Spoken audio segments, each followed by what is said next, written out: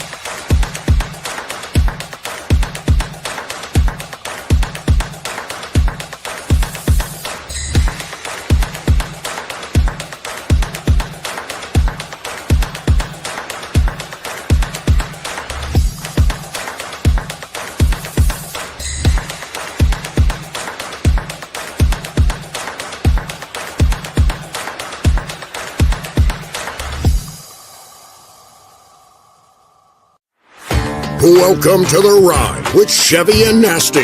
Host Randy Chevrier and Sheldon Napashka guide you through great stories that spark great conversations. Two really big guys talking a big game. The boys are locked in and ready to go. Welcome to The Ride.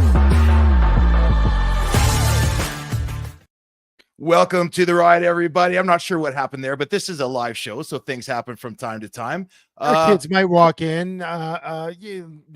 Snow might come down. Like, who knows what happens? Who cares? It's The Ride. We're here. You're here. I'm here. Well, I do know this. It is episode 53, Chev. I am correct this week, 53. I think I tried to assign that a little bit early last week. Yeah, you did. And so because of that, I now get to announce our favorite number 53. I think both yours and mine, and any guy we've ever played with, Raheem Abdullah. Yes. And those... Go ahead. And those of you guys that have been listening to us for a while, and you hear Chevy and I talking about the old Halo Club and the Halo days where we used to link up all the screens in the meeting rooms, and we used to have these epic multiplayer games. I believe you and Raheem were the founders of that whole club when you guys played together for the Eskimos back in the day. We absolutely were, Sheldon. I spoke to Raheem this week. He was actually thinking about coming on this week, but he didn't have equipment. It's U.S. Thanksgiving. So he's back home in Jacksonville at his mom's with his whole family. He didn't bring his computer. He didn't even have earbuds. So I said, you know what? Let's save it for another time. Raheem, one of the most entertaining guys you'll ever meet, was a great friend of mine, great friend of ours. And yes, we did start the Halo Club in Edmonton when we were there in 2003, actually 2002 into 2003. And that was the original Halo one. And interestingly enough, Nasty, this episode tonight, really a lot will center around team culture and team dynamics and, you know, what that Halo Club brought to us. There will be many references, I think, to that in tonight's episode. And so I'm super, super excited about this. We're powered each week by Performance Freight Management, We Drone Real Estate Media. You can find our episodes posted tomorrow, also on Spotify and Apple Podcasts. But YYC Business is also our partner with Megapix. We're happy to be live every week with you guys. It's The Ride with Chevy and Nasty, and this is what we got on tap for tonight. It's going to be a great episode. So for tonight, Sheldon, we're going to start it, as we always say, with the 300-pound poetry. Trudeau at the Taylor Swift concert. You know, I thought that was going to be the biggest news of the week, but Sheldon, take it away with the big news that happened today. Well, the big news that happened today, and we called that this would be the most likely scenario to happen, but folks, it happened. Vernon Adams Jr. is coming to the Calgary Stampeders as our new quarterback going into the 2025 season. Very exciting. So we're going to cover that. We've got, of course, as we always have, we have the Blitz. And some good topics there, right? Some good topics this week. Lots happening. Our studs and duds. Chev, I don't even know whose yours are yet, so I'm looking forward to that. Yep. And we're going to hear, in the last segment, we're going to hear from our producer, Trey. He's going to Vancouver to catch a little WWE action this next weekend. So I'm pretty excited. We've been doing a lot of wrestling with Hitman and everything in the last couple of weeks. So I'm kind of excited to hear about Trey's upcoming trip.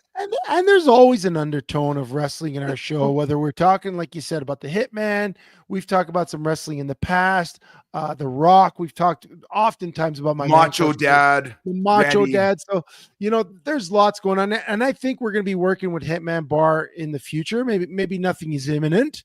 But we left that experience 2 Sundays ago on a very high note with Jamal and Nicole and Dennis. So we're looking forward to maybe a partnership in the future with them. But right now, the partnership we have with you, our loyal listeners, I don't know who's out there right now listening, but if you're live, you know that this segment always starts off in style with a little 300-pound poetry. And now, 300-pound poetry with Chevy and Nasty. Here we are eager. We sit ready to recite some 300-pound poetry on this Tuesday night. Where to begin? Well, the biggest news made when the Stamps and the Lions announced that blockbuster trade. The Stamps get their quarterback. It's big play VA. While Vernon Adams gets a new home, the Stampeders still need to find their way. Now, 2 legendary CFL equipment guys go into the Alberta Sports Hall of Fame. Geo Hopkins and Dwayne Mandrusiak, both bigger than the game. Sure are, but they're short. Lots of topics to cover, from sports to world events. While our Prime Minister was partying at a Taylor Swift concert, we've got more and more folks living in tents. It's the ride with Chevy and Nasty, and what can we say? So much snow on our Calgary streets. We might have had to record this riding in our sleigh. Or in Santa's sleigh. That's Santa's sleigh. Yeah, Santa's sleigh. Yeah. Well, I'm happy to be back on the show with you. We always want to kick it off with a good note, and like you said in the poem, there's big news out of Stampeder land, but I think we're going to cover that in the second segment. For me, the biggest thing this weekend, Sheldon, when I was looking at news, I didn't get to follow too much sports this weekend, but the one story that jumped out at me was, and we referenced in the poem, was Justin Trudeau. At a Taylor Swift concert, acting the fool. Listen, I don't know if we have the video of it, and Trey will let us know if we have the video of it, but we're in a crisis here. We're in a crisis. Montreal's burning. We got people protesting on the streets, living in tents. There's an affordability crisis. You can't even afford a meal for your family without it really hitting you in the pocketbooks, wondering where the next one's going to come from. And that's average, everyday people. We're not talking about people without jobs. We're talking about average income earners. It's getting harder and harder. It's been harder and harder. And we've got a prime minister that's partying his way to the end of his tenure and, watching the rest of it burn. And it really unsettled me, Sheldon. It really unsettles me. I don't even know where to go with this. I'm just pissed off because everyone knows that I'm not the ultra conservative guy and I'm not the ultra liberal guy. I'm the guy that kind of sees things for what they are, kind of down the middle. I kind of understand the way one side leans. I kind of understand the way the other side leans, but I'll call bullshit on either side when there's bullshit. And for me, this is the ultimate bullshit. Well, you know what? And I'll tell you what, it feels a lot to me like that famous French queen that was out of touch with her people and ended up losing her head. And the famous statement quoted to her was, well, let them eat cake. Yeah, let them eat cake. And what compounded this to me is, and you forgot to mention too, that it was actually the NATO convention was going on in Canada. They're discussing the war in Israel, Lebanon, in Gaza, how to handle Russia. There are some very real world problems going on, let alone the mess that we find ourselves in Canada right now.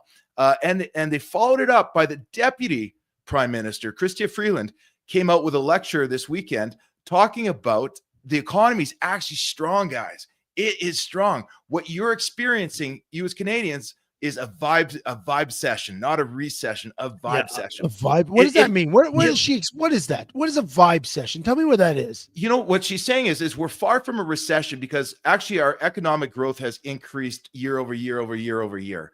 But the best analogy I heard of, like since 2020, we have been growing each year. So on paper, from an academic standpoint, Canada's economy is growing.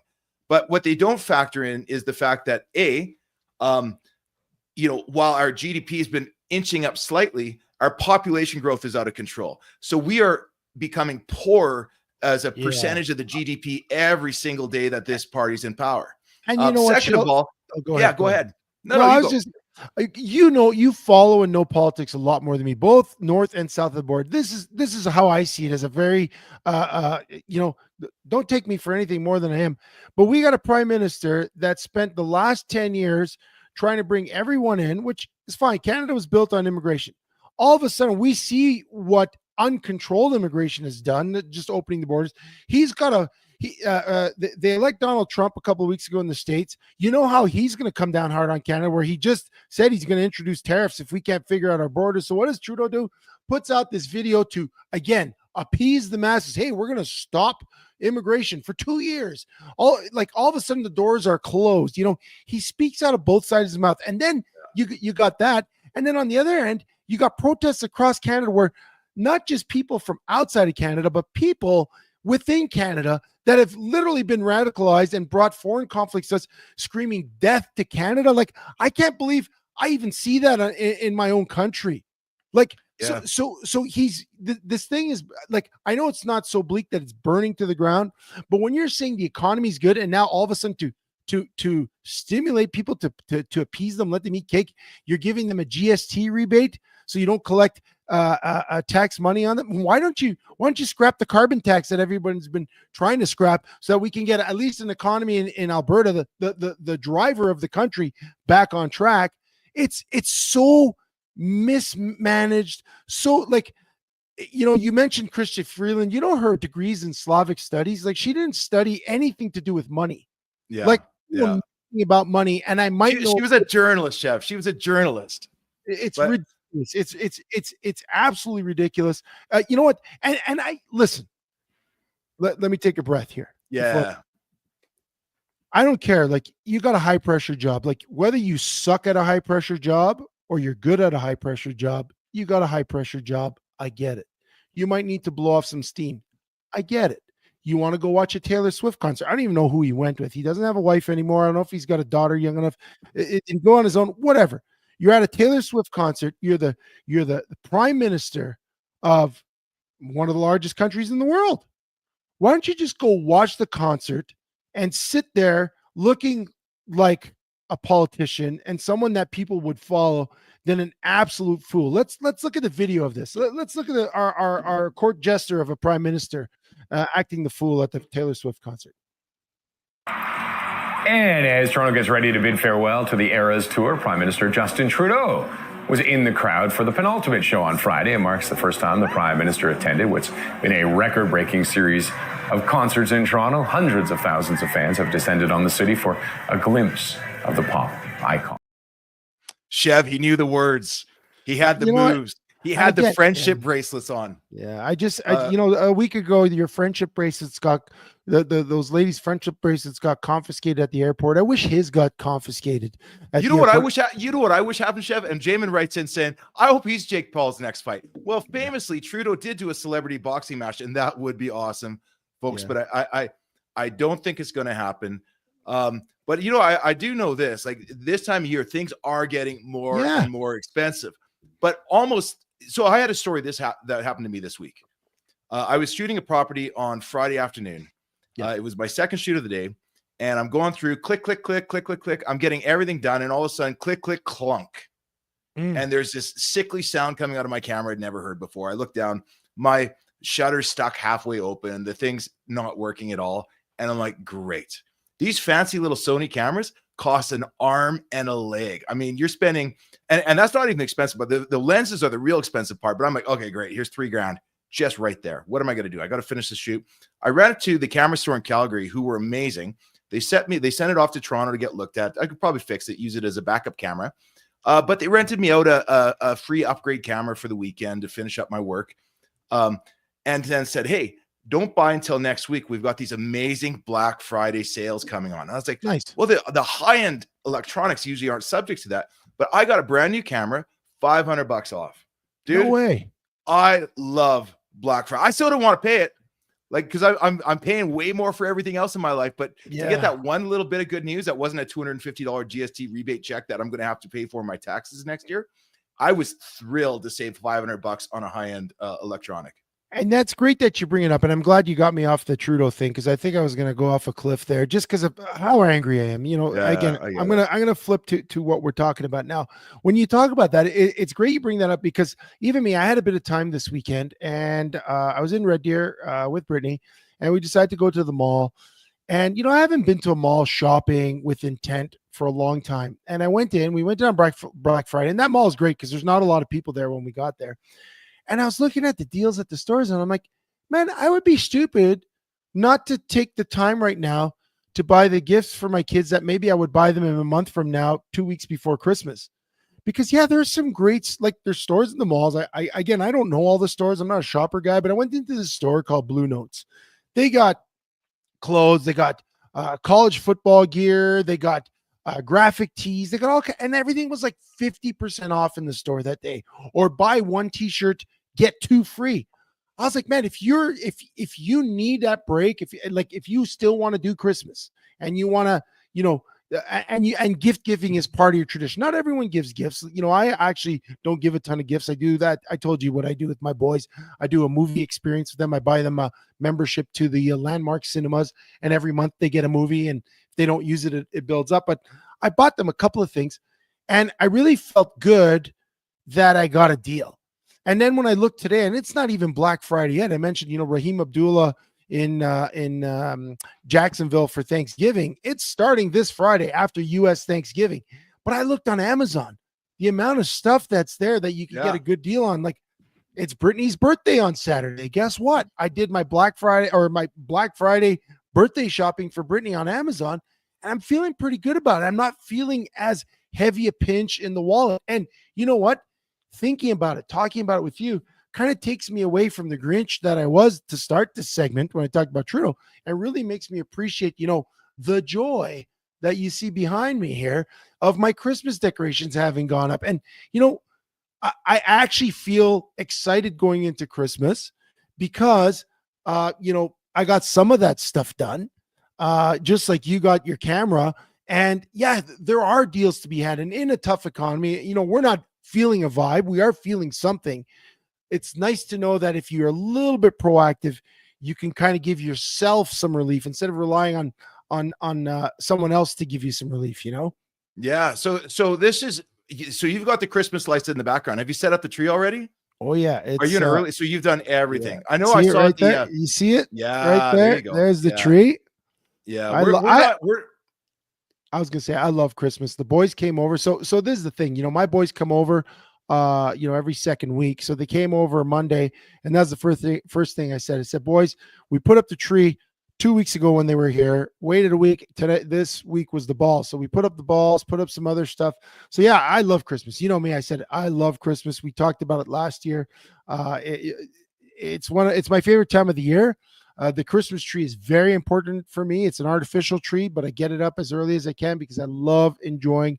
I sleep on the couch on purpose during Christmas season because I just love sleeping with the Christmas lights. That's how much I love it. Do you have yours up? Do you have yours up? Ours is going up on my wife just told me it's going up Thursday or Wednesday if she calls in sick. And now since I put it out of the air, I don't think she can call in sick to WestJet. So what about outdoor decorations? Are you guys like the Griswolds? Because you have like a single family. Yeah, we've got our trees with all the LEDs and all that stuff. Because I live in a townhome. So I don't put up the lights, but I got one of these projectors that kind of projects snowflakes on my surface. Yeah. And I got I think it's like a 12-foot Santa. I think I sent you a picture of him. My 12-foot Santa. He's knocked over in the snow. Yeah, I don't know if Trey has it there. Oh yeah, there he is. There he is. I came back to Santa. He was hung over from a good weekend while I was gone to Red Deer, but I had to put him upright. And yeah, he's a huge Santa. My girlfriend thinks he's absolutely terrible. And when someone tells me that, the only thing to do is to order another Santa and plant it on her yard, right? Yeah. Wouldn't that be the thing? I want to get her a Grinch. Actually, that's why, an inflatable Grinch. But yeah, no, I love Christmas. Do you love Christmas as much as me, or is it just the next season? Yeah, no, I love Christmas. I mean, for me, Christmas is always going to be first. Halloween is actually second, behind that. But Christmas has always been the big one for me. I mean, it's just so magical. I grew up in the land of, Disney and, those Disney decorations. I think you said you had a Mickey Mouse in your house somewhere. Oh yeah. But yeah, I've always loved Christmas. As you get older, you have to work a little harder. Maybe that's an episode we'll talk about later on to tell your Christmas tree story again. But I love Christmas. I look forward to it every year. And right now, folks, Christmas may have just came early for the Calgary Stampeders season ticket holders.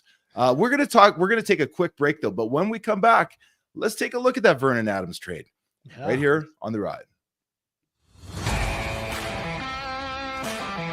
Performance Freight Management is a global logistic freight shipping company that will handle the entire shipping process for any package to any country. Whether it be a simple truck shipment from your office to Toronto or your company importing generators from China, PFM Freight handles it all. We have the expertise and technology to handle any shipping requirements. Skip the guesswork and let us take the shipping pain off your plate.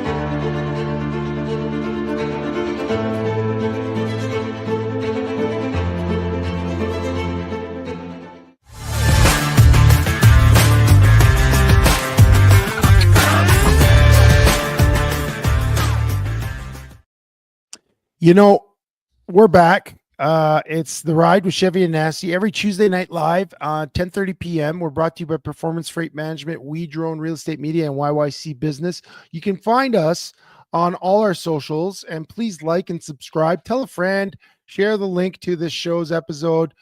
You can find us on Facebook, Twitter, Instagram, all that stuff. There it is right there. We're also on TikTok. We've been putting out a lot of reels on TikTok. Now, I'm going to apologize before we get into stamps because I got fired up. You know me, I like to stay down. I play it cool when it comes to politics. I play it cool, and I don't like to get too controversial. But for me, what I saw would be the equivalent of if the wildfires were happening in Alberta, and Alberta is burning down, and the fire chief is at a rock concert partying on, getting caught on film. It just, the optics, when you talk about optics and you talk about leadership, things, and we might touch on it later. We talked about this, when we talked about, our old head coach, Tom Higgins, who we had in Calgary and we had in Edmonton. And whenever there was a deal to be had, whenever there was something that people were offering the team, if it wasn't available for everyone in the organization, from the coaches to the president, to the players below them, to the equipment managers, to the ticket people, if it wasn't available to everyone, the Edmonton Eskimos under Tom Higgins' leadership would refuse it. And when we did have a deal, we knew that everyone in the family had it.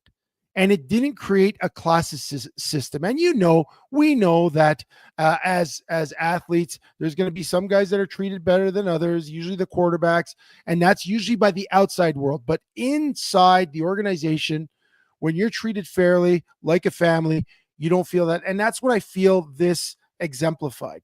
A guy that never had to suffer in his life for anything, got silver spooned his way through life, never had to know where his next paycheck's coming, never been cut from a job, never worried about a paycheck, getting, something that most people don't have access to. Like, you try and ask an actual Taylor Swift fan how long they've waited to get a ticket, or how much it would cost them to get a ticket. It's unattainable for the average working stiff. And here we have our leader that can't empathize on a good day with most Canadians. In our worst moments where we're on the brink, he's doing something that most people can't even relate to, and he can't relate to like we said in the poem, people living in the tents more and more every day. And I see it in my job as a firefighter. More and more people living in tents every day, can't afford housing, and no end in sight. So I'm going to apologize because you're on fire, Chev. You're feeling this. I am feeling it. I hate lack of leadership. And if there's one thing about me that I don't like. If anyone says, well, what's one of your big tenets of who I hate? Injustice. I hate injustice when things are unjust, and seeing him in this position where he seems so aloof and so disconnected from the 38 million people he's supposed to represent. And then forget about the different territories and provinces. It just makes me upset. It makes me upset to no end. And like I said, if it was a coach, if it was the fire chief, if it was the police chief or the mayor of Calgary, it would be wrong. And you want to see something cool? Yeah, and that's a great take. I love it. And that's going to come up because I think leadership is going to come up again. But we're going to talk about injustice. And, was this justice? Vernon Adams signs on, leads BC for 2 seasons. Nathan Rourke gets cut, comes back, is assigned as a starter his first game back. Now, Vernon Adams was injured, but he didn't relinquish the role to Vernon when he was healthy until he played his way out of it. Today, this is big news. Like, this really is. Your quarterback, there's a lot of things that go into a football organization, a football team, and the organization as a whole. But your quarterback is probably your most important building block on the field. Vernon Adams getting traded to Calgary today. Thoughts? Is this the answer to Calgary's problems? And do you think that Vernon Adams is celebrating this right now, or how do you think he's feeling about this trade? I know I just asked you 2 questions, but go. Well, let's start with the trade. We'll talk about this being the answer to the Stampeders' woes or not as we evolve this. But first of all, let's let this sit. This is a big trade. This is a big deal. We knew, like you said, we knew it was bound to happen. Too many quarterbacks, not just in BC, too many, like the money that they had tied up in these 2 guys and the way both of them, Nathan Rourke has the potential to play and Vernon Adams was playing, it was inevitable that they were going to move him. But gosh, the CFL right now is ripe with quarterbacks, save maybe for one spot, and that was Calgary. The only other if we thought is potentially if they trade him out of the division, but I don't see anybody in the East that truly needed him. Like Ottawa's the only one that I would think, oh, maybe, but they're not going to get rid of Drew Brown, who they just spent the whole offseason courting. So it really was going to fall in Calgary's lap, or Vernon Adams was going to fall in, or possibly I was thinking Edmonton, but this is a big deal. Now, you look the other way, you don't see BC getting too much. A lot of draft picks, and people say, well, how can you trade such a high value commodity like Vernon Adams for Canadian draft picks? And that's very typical of the CFL. That's very, very typical, where you might see a highly proven commodity get traded for a bunch of draft picks because, in the CFL, the hardest thing to come by is good Canadians. And the best way to get good Canadians is to make sure you draft lots of Canadians. So I think BC, they were kind of forced. It's not like, and with the Stampeders record, it's not like there's a lot of players that they wanted. They've got a stocked receiving core. They're not going to ask for Reggie Begelton. He's literally the Stamps' only receiver right now that's been Mr. Reliable all year. They're not getting rid of him. And after that, what else would they ask for? So I think BC did all right, but Stampeders, for sure, in my opinion, they got not just a quarterback. Like, I don't think he's just a guy. I think they got a blue chipper, a proven guy. Like, we were talking about Vernon Adams midseason as being the front runner for the MOP in the CFL until he got hurt. Yeah. There was no question. There was no one even close. There was no one even close to his. I mean, where and to be fair, that's the 2nd season in a row, because we were at certain points last year. Vernon Adams was the next great thing. to happen to the West and certainly to the BC Lions. I mean, the guy's been a stud. I know when he first came in, there's a criticism that he tails off at the end of the season. He gets injured, things like that. I would say 2 years in a row. Yes, he got injured, but his level of play, he plays his way back into a starting position. I mean, the guy's still the real deal, and I think he's got some years on him. So for a situation like Calgary, he might not be your 5 or 7 year solution, but he's certainly going to improve your club for the next 3 seasons. Yeah, no, absolutely. And I think he's an instant leader. I love everything about Vernon Adams. Like everything I've seen from him since he was traded from Montreal a couple of years ago. And he went to BC and he filled that role when Nathan Rourke got hurt that season. He's always just been a team guy. You saw that it was his team this year. There was definitely some, we talk about locker room chemistry. That, bringing Nathan Rourke to the BC Lions mid-season, as much as it's a business move, as much as Nathan Rourke, has the potential to be that great player he was a few years before he went to the NFL, that disrupted their locker room. And it caused them some growing pains. The receivers had to learn a new quarterback that hadn't played in the Canadian system for the longest time, had to reestablish himself and learn the game. Meanwhile, you got Vernon Adams waiting for his chance. And, when he did get his chance, he was spectacular. He was spectacular in the last 2 games of the season. If you think against the Alouettes and then against the Riders, he was named the starter for that reason. Because of his play late in the season. Let's watch a little highlight clip of Vernon Adams. This is what the Stampeders fans are in store for in the 2025 season. Vernon Adams Jr. finishes the job. Adams pump fake, hangs in the pocket, takes a shot down the field. He's got Hollins down to the 20, cuts it inside of the 10, back to the 5, and he's home. Incredible pace here by Vernon Adams. We gonna do it. Adams. We on the run. Takes off. We on the run. 5 touchdowns. We gonna do it. We on the run. Vernon Adams, well, what's he doing himself? Gets home. He's fired up. We gonna do it. We on the run. We on the run. We got the line. We gonna do it. We on the run. Hat trick of touchdowns for Vernon Adams Jr.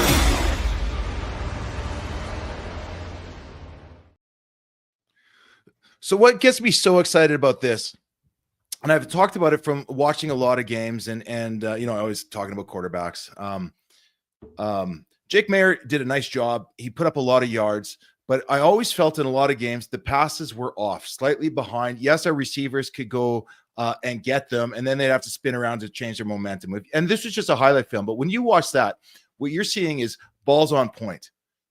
He is one of the most accurate passers in the CFL right now, and he's also very mobile. And I don't mean he's not going to beat you very often by breaking out of the quarterback, out of the pocket and running. He will do it when the time calls for it. He's not afraid to do it. He's very capable.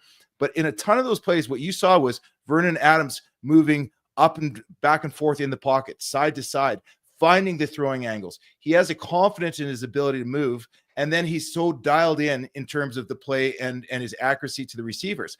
That in itself, when I look at some of the problems with Calgary, we put up a lot of passing yards. We did a nice job. But I think what Vernon Adams is going to do is he's going to take some of your younger Canadians, your Phil Potts, Markham Michel's, even Reggie Bagleton, I think will be able to be used in a different way just by the fact that they're opening up some more underneath targets to allow for more of the deep balls to happen. I think he's just going to add an element to the Stampeder offense that we haven't seen since the good old days of 2017, 2018.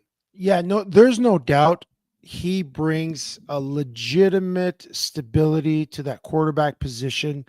Not only, like you said, he moves in and out of the pocket, he can make plays on the run. He's a playmaker. He's a quarterback, but he's also a playmaker. I mean, his nickname is Big Play VA for a reason. He's a playmaker. And I think the Stampeders, man, they struck gold today. Honestly, they struck gold. And it's going to be exciting. But Sheldon, you asked me a question. Is Vernon Adams happy to be there? I think so. this might be the first time that he's going to get to be the starter heading into the season, uncontested, no one over his shoulder, no one in an NFL camp that he has to worry about potentially coming back, like was the situation in BC. Like, this is now, he's been given the reins to the team. It's the first time in a long time. Obviously, he's got PJ Walker. We've talked about him in the past, PJ Walker, with a lot of NFL gameplay behind him with Carolina. He was with most recently with Cleveland. He signed with the Stamps. But as you know, that's not the most meaningful. Getting a guy from the NFL isn't always the smoothest transition. No, and it's going to take a while for that guy to learn the game. So I think that Vernon Adams is in the driver's seat. But that being said, the flip side to this coin is Stampeders have a lot of work to do. I mean, we saw a Third Down Nation article last week where former players of the Stampeders gave the team a D-, and not just players. There was coaches quoted in this article. There was a lot going on in that article that gives pause for thought. And I'm not just talking about Kadeem Carey's comments after the Grey Cup, but some of the comments about the state of the franchise in comparison to others, how they deal with free agents, what they do, for as good as Vernon Adams is, you look at the receiving core he had in BC for the last few years. I mean, that's one of the top receiving cores in the CFL. And you mentioned some guys in the Stampeders locker room. You mentioned Reggie Bagleton. You mentioned Mark and Michelle. I mean, these are solid CFL players, solid guys, but I mean, they need more. They need more help for their offense. They need more help so VA can make those plays. And I don't think they're there yet. So there's a lot of work to do. So let me ask you a question about that then. So it is an instant improvement. I think everybody can agree with that. But what you're talking about with the D- grade is the culture of the team and the things that are going on in here. Quick mention, the quarterback's coach is actually Vernon Adams, college coach from Eastern Washington that he played with his first couple of seasons. So I know there's a bit of trust and familiarity there. How big an impact will signing a guy be on the locker room culture? Was the culture that bad, or when you're going 5-13, does it just get bad? Like, are there still bigger problems to fix?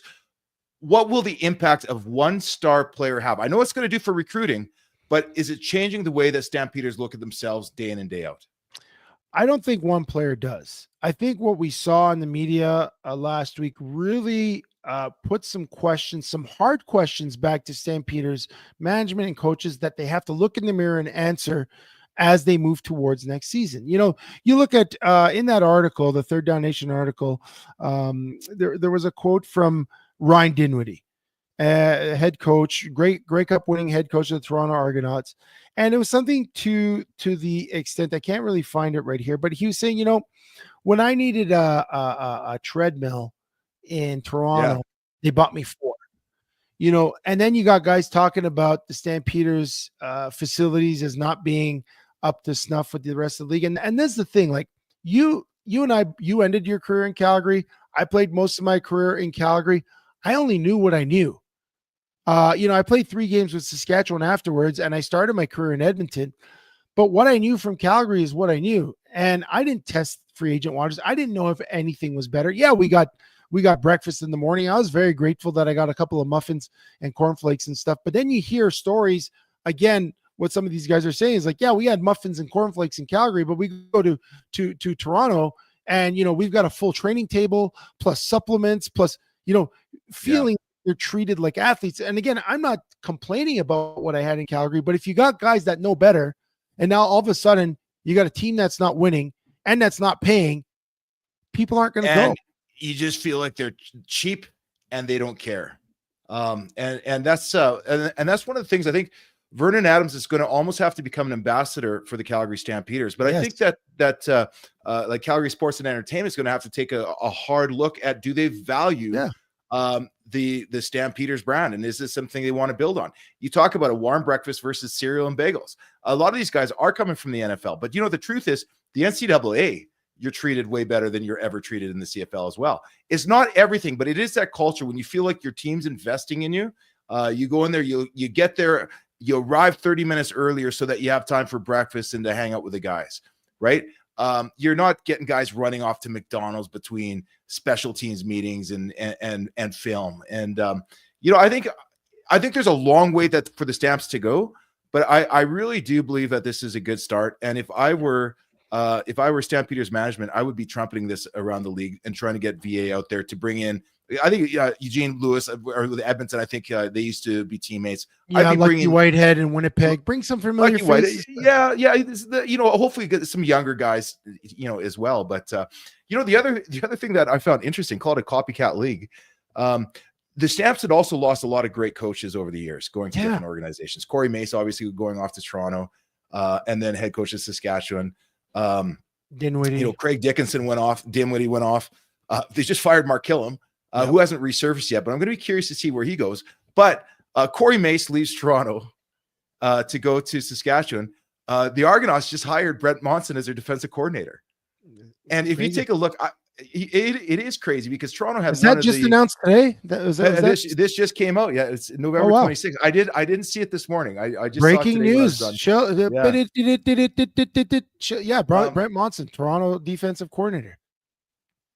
So there's still some culture things to be fixed in order to keep that talent and keep regenerating the talent, because they're not the Stampeders of old for sure, right? But they're going to have to change. They're going to have to change how they treat their free agents. And that was also stated in the article. You got guys saying, "Well, listen, I played in my first career. I'm doing okay." And then all of a sudden the team says, "Well, we're not going to pay you." And then you got 5 other teams courting you. And when you're a young guy, you're not thinking about that legacy. And again, when the Stampeders were winning Grey Cups and guaranteed to go to Grey Cups, it was easier to say, "Hey, we're going to pay you a little bit less, but you're going to get that $17,000 check come November." But when you can't promise that, and the odds of that don't look good, and you're lowballing guys, and they're getting offers that are way higher than what you're offering for this quote unquote hometown discount, guys aren't buying it. And so and the guys are seeing these articles, and nobody wants to be that guy that goes in there after an article comes like that, because you look like you are a bottom feeder, undervaluing yourself to go into a club that's struggling. You know how it is. Guys look at the CFL salaries. You look what a guy's making, and you say, "Well, listen, I'm better than this guy. I'm better than that guy. I might not be as good as that guy, but I definitely need to get paid more than that guy." And when you don't feel valued, it's not personal. It's always business. But then on the player's end, when someone offers them that money and then all of a sudden it looks like they have a chance to win a Grey Cup, and a couple of other guys are saying, "Hey, listen, man, come play with us. All your coaches are here. We're trending in the right direction." Well, shoot, you got to figure something out. And so the Stampeders got to look outward. And I think to tell you the truth, everything I've seen from Jay McNeil since he's taken over as the president of the Stampeders has been nothing but positive. Would I like to see a few more popular musical acts that they bring in for halftime show? For sure. But the fan experience for what he's given, they built a new section there this year. They're trying things, short of building a new stadium, which is pretty hard to do in this climate, especially since in this city. Especially since they're building a new hockey arena right now, and that's where the focus is. Let's be real. That's where the money is in the NHL team. It's not the Stampeders. But for what they have, I believe Jay McNeil is doing a great job with the mandate he's given. We got to put more people in the stands. But the same token, the only way to make that put more people in the stands is to have a better product on the field. And to do that, they got to not only improve the fan experience, they've got to improve the player experience. And that's where I think they need to do a lot of soul searching, because you know what? If there is an exodus of players and coaches, there's something there that needs to be corrected. And I do believe that Dave is a guy for the job. I do believe this move today was huge in helping change that culture, but it's going to take more than just one quarterback. When the Calgary Stampeders in 2004, how many games did you guys win under Matt Dunnigan? Not many. I think we had the same season, like five wins. Yeah, it was 5 horrible. wins. It was horrible. But new ownership came in, which is a culture change. And I'm sorry, like BC's got amazing ownership. Yeah. And so Calgary's going to have to start duplicating that. But then when we brought Henry back, and Jermaine Copeland. Signed Nick, signed some young guys. Kenyon Rambo, changed overnight. Yeah, it changed overnight. And that's what the Stamps are going to need. They're going to need the quarterback is the start. They got to start pitching some guys out there, some big impact players. They're not stealing anyone off of BC's roster. It looks like all their receivers are locked up, so they're going to have to look to Eugene Lewis, Lucky Whitehead. Kenny Lawler looks like he's a free agent. I don't know what type of free agent, if they're going to let him.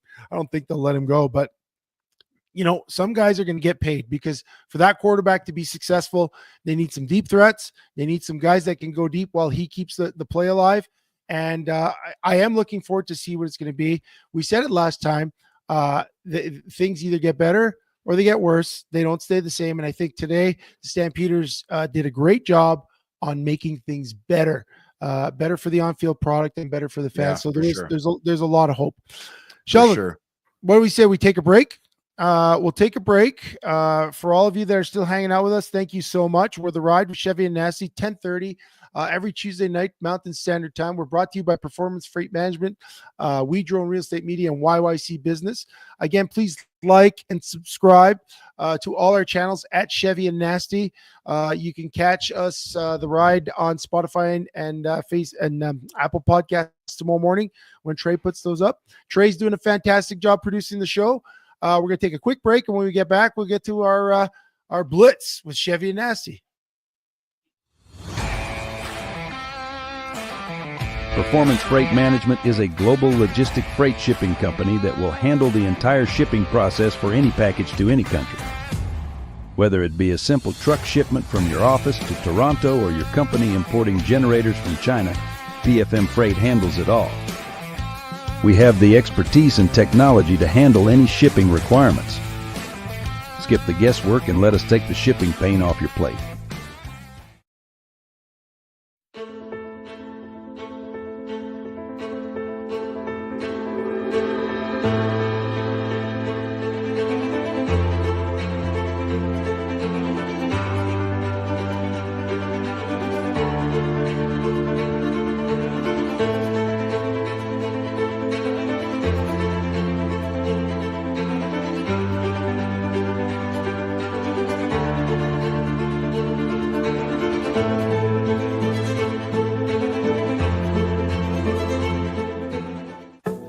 Mortgages can be confusing, and every one of your dollars count.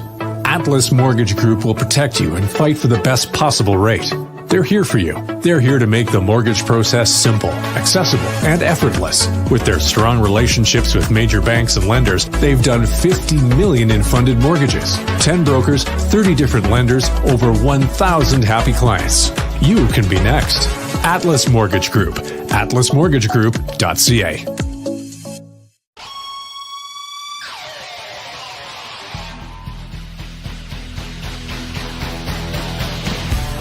Now open inside Cowboys Casino in the heart of downtown Calgary. Welcome to Hitman's Bar. Come for the food, the drinks, and the ambiance. You may catch a glimpse of the excellence of execution himself. Perfect for any corporate party or gathering. Hitman's Bar, the best there is, the best there was, the best there ever will be.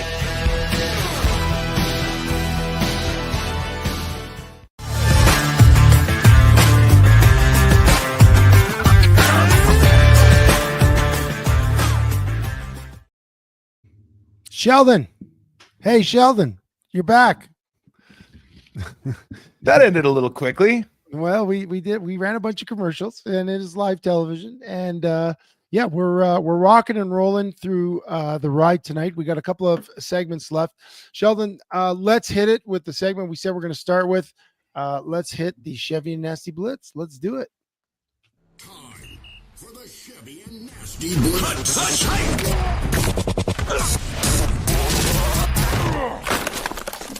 And since this is live, I will confess that I lost my Blitz questions, but I got them from memory. Ashton Genty, running back for Boise State, has just had a ridiculous season this year, putting up over 1,000 yards with a game, or over 2,000 yards rushing with a game remaining. So that's a very select group of guys that did it. At the same time, you've got Travis Hunter with Colorado. Dude, this guy plays two ways in NCAA in the Big 12. He's got over 1,000 receiving yards, and he's already got 3 interceptions playing defensive back, and he's almost a sure thing to go in the first round of the NFL. Is he the best receiver? in college? No. Is he the best defensive back in college? No. But he's something special. So this year, as they're working through the Heisman nomination process, who would your pick be for the Heisman? Do you go with a 2,000-yard running back or both sides of the ball, two-way guy that's been successful at both positions? For me, Travis Hunter is I think he's leading in the odds. They got some Vegas odds on this.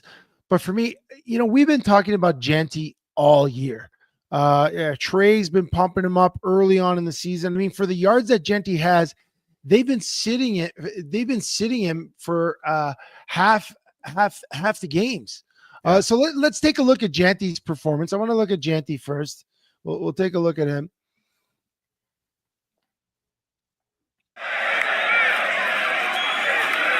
Genty, another huge hole, this time off the right side. He cuts it back. Genty eluding tacklers. Gets a block. He's got another touchdown. Boise State back on offense. Ashton Genty, breaks free. Has a player tracking him down. It's TJ Smith. Can he get to him? Genty, touchdown. Going to keep it on the ground with Genty on 2nd and 10. Look at him bounce off tacklers.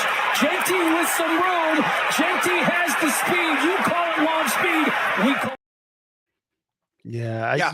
I'm going to answer your question simply. For me, it's Genty. I love what he's been doing all year. Like I said, Trey's been putting him onto us early. Trey was feeding us stats from him. We've been wanting to have a talk about Genty forever. Why not now? When the Heisman's on the line, if I had a vote, I'm voting for that guy. I can't wait to see him in the NFL. When he goes to the NFL, we talk about Saquon Barkley all year and the crazy things he's doing. I think we're seeing the second coming of Barry Sanders here.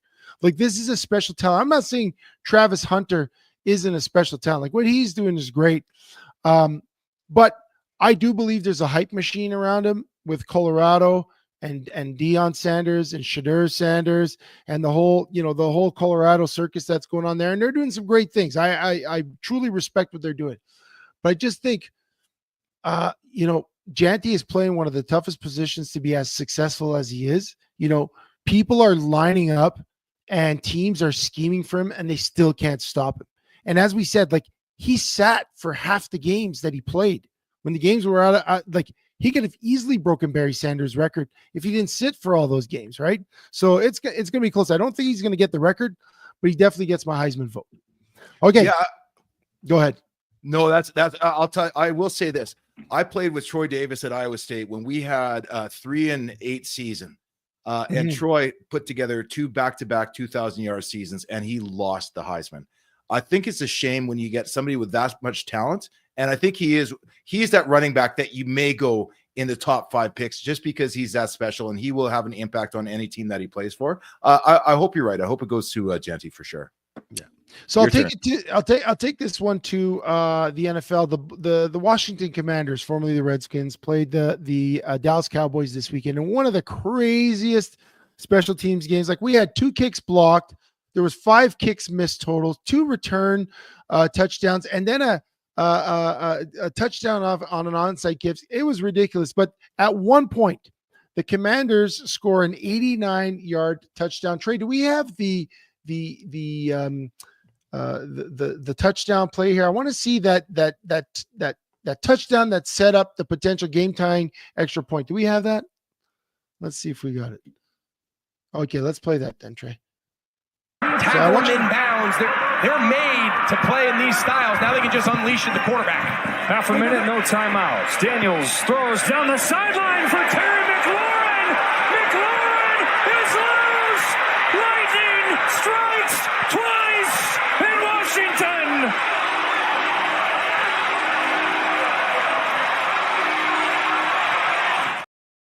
All right, so here you are. 33 seconds left. Your rookie quarterback completes an 89-yard touchdown pass to McLovin. I know it's McLaurin, but I appreciate McLovin. You're going for the extra point to tie the game, potentially send it to overtime, right? Extra point to tie the game. Now, we've talked in the past couple of weeks about teams playing for the win and second-guessing that, but here's a coach that says, you know what? I'm putting the game on my kicker's trusty foot, Sheldon. He's going to kick an extra point, and we're going to win in overtime. Now, I want you to see what happened next on the extra point after that wonderful play. Seibert's got to have butterflies here for the tie. Low snap. It is no good. And the worst special teams day in history has a fitting finish.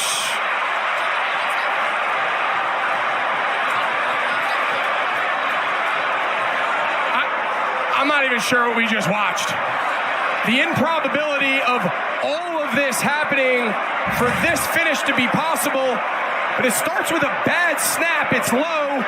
Wade does a good job getting it down, and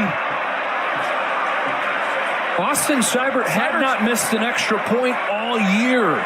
He misses 2 today. And all the twists and the turns of this game end with this. Unbelievable. Yeah, Seibert was something like 26 of 28 going into this game. Missed a couple of games with a hip injury. Yeah. But So- I mean, he's Mr. Consistent. Yeah. But I love that you bring this up. Okay, Wait, go but ahead. my Go ahead, question, I ask. got to give you, Yeah, I got to give you my question. Okay. So we saw that there was a low snap. The snap landed flat on the holder's grounds. The holder did a fantastic job putting it up, laces out. Seibert kicks it wide left. Who are you putting this on? Are you putting this on the long snapper, or are you putting it on the kicker? Because the ball was still kickable. Who would you put this one on? Dude, I've never been in the position of a kicker before, but I could imagine the most pressure was on was on the holder, seeing that ball bouncing at his feet. He did a masterful job of placing that. For a kicker, I think you have to just go forward and assume it's going to be okay. I think if you start thinking about what's happening, you get yourself, you change your mechanics. I think you got to just kick like you always kick. But my question to you, Chev, would throw one back to you. A long snapper, like, yeah, it's hard, but it's not that hard. You do it. He's done 7 that game, and they were all perfect. I know. I watched the highlights of it afterwards.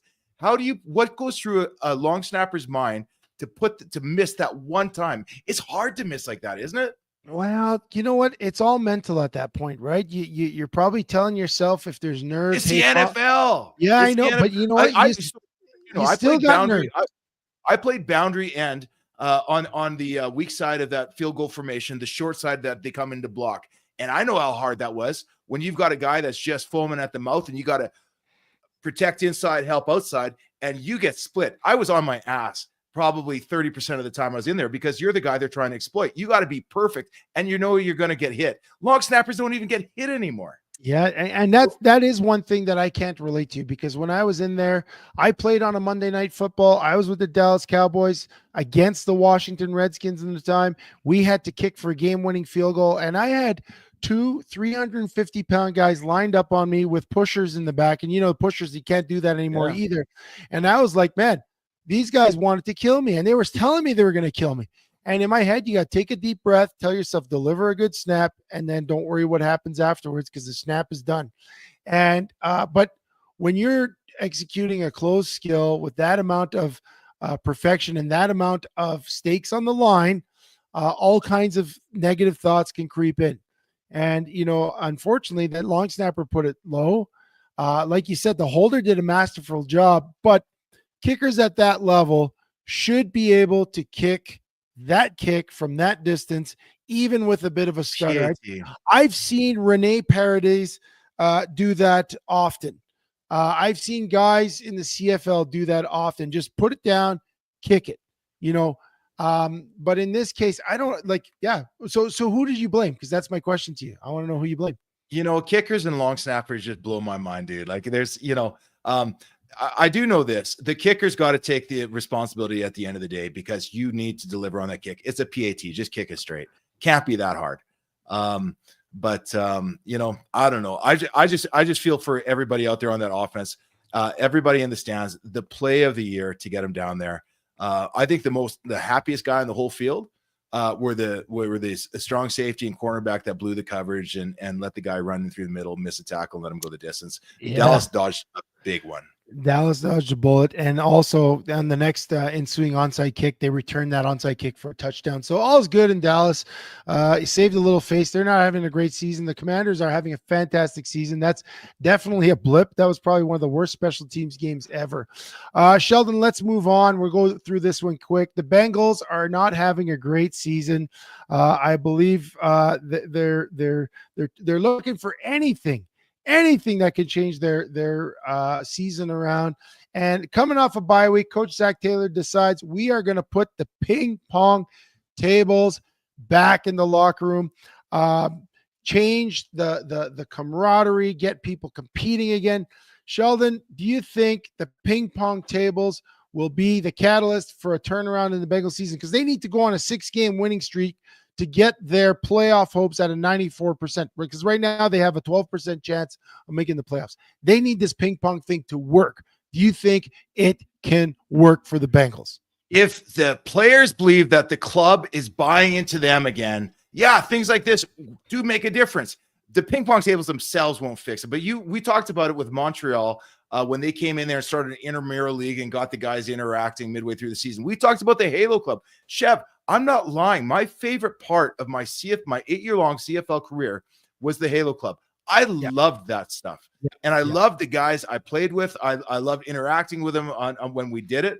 Yeah, little things like this make a difference. But week 13, week 12, week 13, I don't know. It's not going to hurt, but this is a character move for the long term. And they better follow up with some better freaking breakfast for the players at the clubhouse. Well, I saw this tweet, and it was from Dan Steinberg of CBS Sports. And he says, life is a never-ending succession of NFL teams adding ping pong tables with stories about how they finally coming together as a family and enjoying each other's company, and NFL teams removing ping pong tables with stories about how they're finally taking football seriously. And isn't that the cycle of sport? You got the slave driver coach. Well, then you need the good guy coach. Good guy coach gets tired, you get the slave driver in. Ping pong tables, nope. Even Denny Crean took away our Halo Club at one point. You remember when things he tried? He sure did. He tried. He's like, I don't want you guys playing Halo. So we're like, okay, well then I guess we'll just go home and play Halo. At least we stuck around. At least we stuck around in the locker room, watched a bit of film, and played Halo. Now we're just gonna go home and play Halo. So yeah, no, absolutely, I can affect the team chemistry, but I don't know if this is the answer to the Bengals woes. Seems a little deeper than ping pong. Sheldon, last one's yours. Okay, again, my notes are gone, so I'm pulling this one out of the air. But Boston Bruins, very good team, strong seasons last 2 years, but fell short in the playoffs. This year, bit of a slow start. Not terrible. They're 10-3. And this week they fire head coach Jeremy Swayman. Not Swayman. Montgomery. Montgomery. Sorry, yeah. See, I'll tell you, I'm going off the top of my head here trying to read old notes.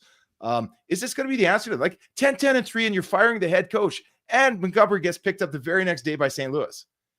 Yeah, was there a problem in Boston? What problem were they trying to solve? And is this the answer?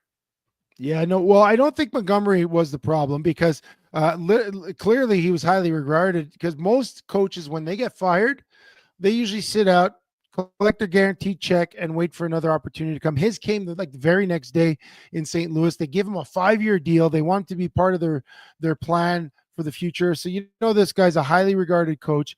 I think the problem goes back to a lot of the stuff we've been talking about all episode today is leadership. When the Boston Bruins played the Jeremy Swayman goaltending contract out in the media, I think they caused a rift in the locker room. They lost a number of key vets, Patrice Bergeron being one of them, who retired. Maybe a guy who could have kept the locker room together. And I think the problems are deeper than the head coach. You've got Cam Neely, the president of hockey ops, and Don Sweeney, the GM. I think the old boys club, old Boston Bruins guys, they're going to be loyal to each other. They know they messed up, but they're not firing each other. They got rid of the head coach. I think this thing gets worse before it gets any better. But for Coach Montgomery, it got better in a hurry. He got rewarded with a 5-year deal, and getting a fresh start with the team that just cleared the way for him. So yeah, Boston, we talk about chemistry, talk about when leadership fails the organization. I think you saw it this summer in how they handled their goaltender. And I think there's a rift there. It doesn't matter how much you paid him after the fact. It's how you embarrassed him publicly, and especially goaltenders, right? You talked about kickers in the last question. Goaltenders are the kickers of hockey, right? Like you mess with their heads and they're not the same. Yeah, that's it. And he's been struggling. They're not terrible, but they are struggling, and there are changes being made. I don't know. For me, I looked going into this, and just really quickly, I didn't see a problem in Boston. I saw them as a club that was playing some great hockey. There was an issue. Maybe, I mean, this Kurt Panio, one of our listeners, a big Bruins fan. Is it the chemistry of the team, of the locker room, that falls apart in the playoffs the last couple of years, or are they just a team on the rise? But yeah, this one surprised me. 10-10-3, Chev. You don't lose your job at 10-10-3 in November. No, but he did, and he just got a new job. So I'm not sad for Montgomery, because obviously he is not the issue. AC Sports, thanks for joining us. Goaltenders do get the yips. Goaltenders can get the yips, but I really don't think this is a case of the yips. I think this is a case of a guy that was insulted. If any of you have seen the Face Off series on Prime, there is one episode on Jeremy Swayman. I guess it was the one that featured him versus the Florida Panthers and Tkachuk. And I thought they did a really good job about portraying this guy as just like this nice kid from Alaska. His dad's a sports performance coach or a doctor, something like that, like very involved. Like, he's not a diva kind of guy. He's not and I think he looks like a guy who had his feelings hurt. And yeah, he's got $80 million or whatever his contract was. But before you get that money, you're still the same person you are. And I think that locker room's divided. And a lot of the players saw that. When, again, we talked about it with what players said about the Stampeders when they left. There's a lot of things they didn't like about how they were being handled. Now, you're not hearing it from other Boston players, but who knows? Yeah. In a year or two, maybe some guys that leave Boston say, you know what? That was the beginning of the end. Who knows, right? In the offseason, they brought in Nikita Zadorov and Elias Lindholm, two former Flames. We're very familiar with those guys. Those guys are on their second team since leaving the Flames, right? So are those guys the answer? I don't think so. I think the problem is with the leadership. I think there's a rift in the locker room between players and management, and it doesn't look like it's going to heal anytime soon. And other teams are going to pass him. It's a high-performance business, whether it's football, hockey, soccer, basketball, baseball. It's a high-performance business. And when you're not performing at the highest level and other teams are, you're going to get left behind in a hurry. And right now, the Bruins are going to be left behind, and their former coach Montgomery is at least in the driver's seat somewhere else. So, all right. Well, we're going to take a quick break now. We're going to take a break here, go to commercial, and thank our sponsors. But when we come back, Chevy Nasty's studs and duds, and a little bit more on Trey's upcoming road trip right here on The Ride. Performance Freight Management is a global logistic freight shipping company that will handle the entire shipping process for any package to any country. Whether it be a simple truck shipment from your office to Toronto or your company importing generators from China, PFM Freight handles it all. We have the expertise and technology to handle any shipping requirements. Skip the guesswork and let us take the shipping pain off your plate.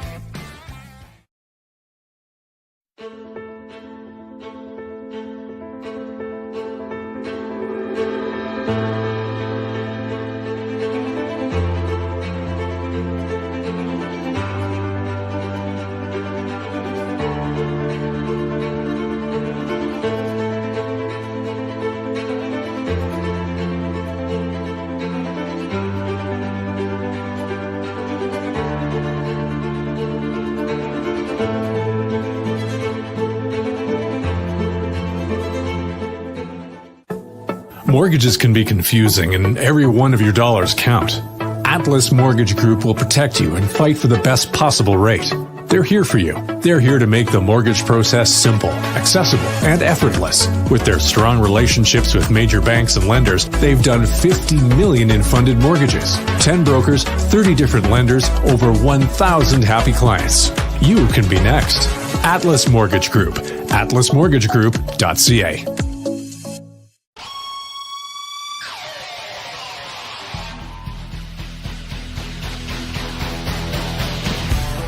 Now open inside Cowboys Casino in the heart of downtown Calgary. Welcome to Hitman's Bar. Come for the food, the drinks, and the ambiance. You may catch a glimpse of the excellence of execution himself. Perfect for any corporate party or gathering.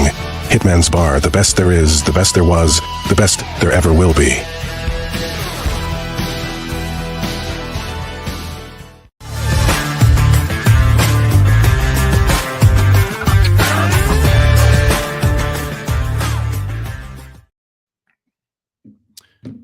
Sheldon? Made it back on time this time. Yeah, we did. And it's I guess it's the fourth segment. Chevy and Nasty, the ride, brought to you by Performance Freight Management, We Drone Real Estate Media, and YYC Business. Nasty, where do you want to go right now? Well, I think we could just jump. Do you want to just jump right into our studs and duds? We want to start with Trey. Like, Trey's got an awesome road. And of course, folks, Chevy wins, and we are in overtime. Well, I didn't win. We just talked a lot about the Stampeders, and all of a sudden I was like, "Oh, wait a second, we talked about the Stampeders." Let's bring Trey in. Trey, jump on there, and then we'll hit the studs and duds. Because I want to see your face, Trey. Oh, there he is. What's going on? Not much. How's it going? So tell us a little bit, because I didn't find out till I think yesterday when you put in the text line. You're heading off to Vancouver. Tell us a little bit about this trip, and is this something that you do often? Yeah, so my girlfriend's originally from Vancouver, and so they announced that Survivor Series was going to be in Vancouver a couple months ago, I think over the summer, and me and Tamara were thinking about going to like one of these WWE pay-per-view events, because we've been to the SmackDown that was in Calgary last year and the Raw that was in Calgary this past September, and so we were like, well, we want to go somewhere, but there's not really anywhere close. And sure enough, like a week later, they announced that there's going to be one in Vancouver, and so got our tickets the day they went on sale. We talked to our grandparents, and they're going to accommodate us for the weekend, and yeah, we're pretty excited. It's the first time I've gone to like a pay-per-view event, so a little bit different than the regular TV ones. It's just all matches, and yeah, I'm looking forward to it. It should be a lot of fun. So what are the differences with what are the differences with the pay-per-view events? Are there going to be more pyrotechnics and explosives? Is it are you expecting there to be a different vibe than just going to your local match? Yeah, I think there will be a bit of a difference, just because it like the pay-per-views are only all matches usually. Like there might be like one or two like backstage things that they do, but for the most part it's just all matches, and all the Raws and SmackDowns leading up have led to this moment, and so they just do the match instead of having the in-ring promos or whatever. And so like this time, this weekend, they have a War Games match. They have a men's and a women's War Game match, and so there's 5 on each team, and they go into the double ring, so they have 2 rings. Even for like the 1v1 matches, they're still in 2 rings, and they lower the cage down, and then it's like a free-for-all. They have tables and chairs and ladders, and usually they have a couple other gimmicks up their sleeve that you've never seen before, and they just beat the hell out of each other. And yeah, it should be a lot of fun, and I'm really looking forward to it, and I can't wait to see like these guys trapped in a cage and beat the hell out of each other. And do they still pick their teams? Like the original Survivor Series, I believe was 1987, and I think it was Hulk Hogan's pick the team versus would it be Andre the Giant? And I'm looking at some of the names here. Yeah, like Hulk Hogan chose a team of Don Morocco. If you wouldn't know him, Trey.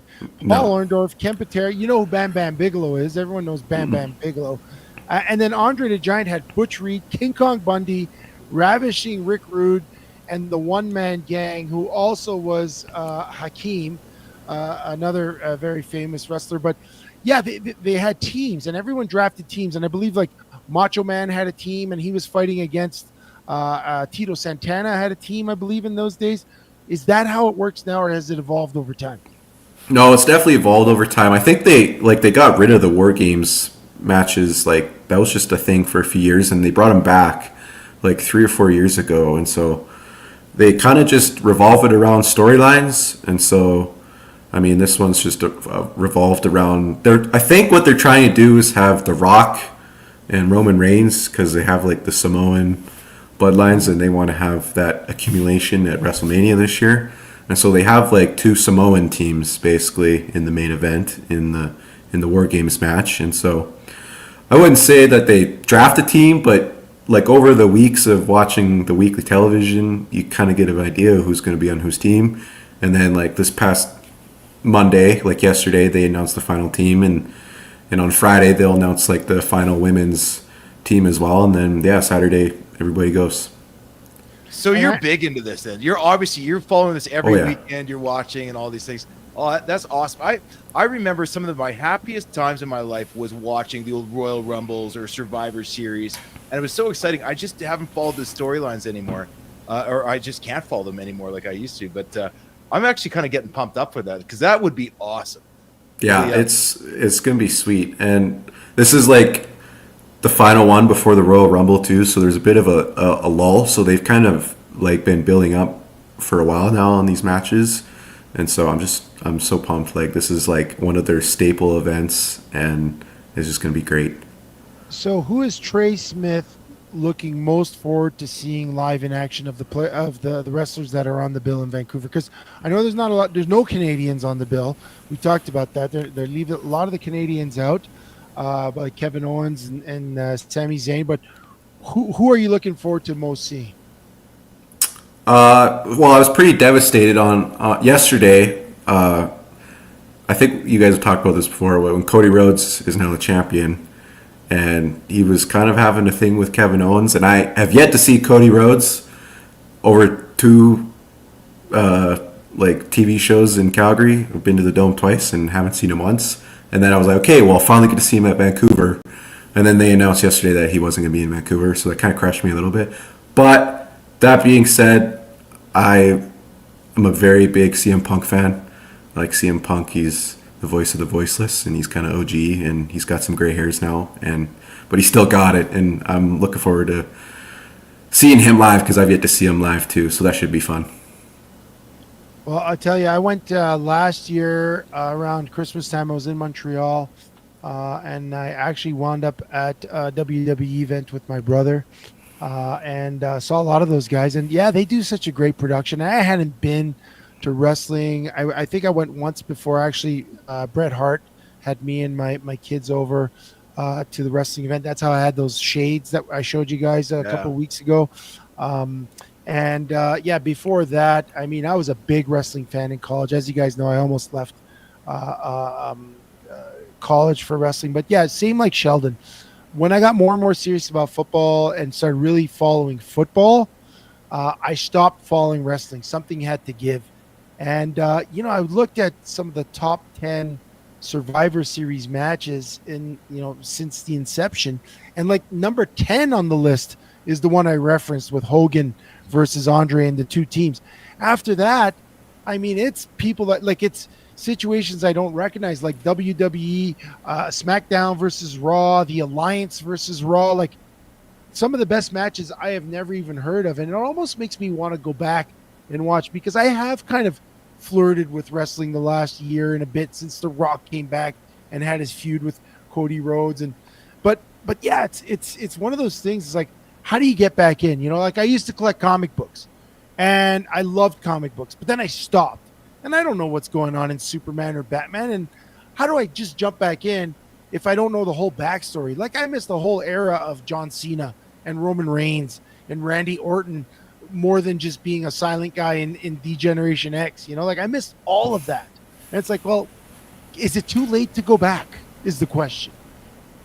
I don't think so. I mean, when I was growing up, I was never really that big of a wrestling fan, and my dad always was, and so he would always have like the Monday Night Raw and the SmackDown, and I sit down and whatever and watch a little bit of it. I'm like, oh, this is pretty interesting actually. And then just like got more and more into it, and then eventually I was like, you know what, this is just going to be one of my hobbies now, and I enjoy the storylines, I mean, I'm sure the Cody Rhodes and the Roman Reigns are your guys' Bret Harts and Hulk Hogan's, and so it's the same. Warrior. Yeah, exactly. Like the guys are still the same, and they still have the baby faces and the heels that are known around the world. And I think with this move to Netflix too, that they're going to go to in January, is going to really help them. And I think they're going to take their production to another level. I think they're going to try and get out there, like try and spread it across all the sports. Like I saw that they posted on Sports Center for the first time in like 10 years or something just this past weekend.